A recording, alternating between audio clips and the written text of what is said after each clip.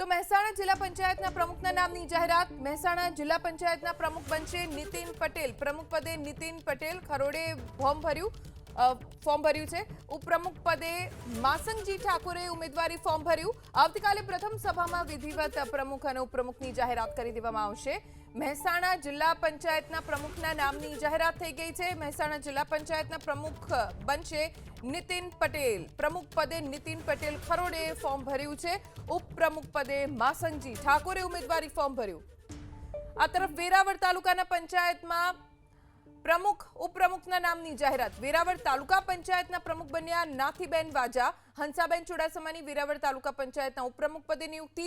Bharatbhai Baku Veraval તાલુકા પંચાયતના કારોબારી chairman બન્યા. શાસક પક્ષના નેતા તરીકે લલિતાબેન સોલંકીની જાહેરાત. દંડક તરીકે નરેન્દ્રસિંહ ઝાલાની ભાજપ તરફથી જાહેરાત. વેરાવળ તાલુકા ભાજપ પ્રમુખ પ્રદ્યુમનસિંહ ડોડિયાએ હોદ્દેદારોની જાહેરાત કરી. વેરાવળ તાલુકા પંચાયતની 22 બેઠક પૈકી 12 બેઠક ભાજપના ફાળે છે.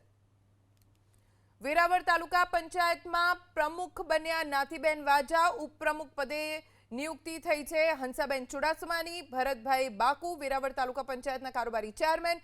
શાસક પક્ષના નેતા તરીકે લલિતાબેન સોલંકી. દંડક તરીકે નરેન્દ્રસિંહ ઝાલાની જાહેરાત. વેરાવળ તાલુકા ભાજપ પ્રમુખ પ્રદ્યુમનસિંહ ડોડિયાએ હોદ્દેદારોની જાહેરાત કરી દીધી છે. જામનગરની ધ્રોલ તાલુકા પંચાયતની વાત કરીશું. પ્રમુખ ઉપપ્રમુખના નામની જાહેરાત થઈ ગઈ. પ્રમુખ તરીકે પ્રવીણભાઈ લિંબાસિયાનું નામ નિશ્ચિત. ઉપપ્રમુખ તરીકે ઉર્મિલાબેન દલસાણિયાનું નામ ફાઇનલ. નવા હોદ્દેદારોના નામની સત્તાવાર જાહેરાત કરી દેવામાં આવી છે. નવનિયુક્ત પ્રમુખ ઉપપ્રમુખને ભાજપના નેતાઓએ શુભેચ્છા આપી.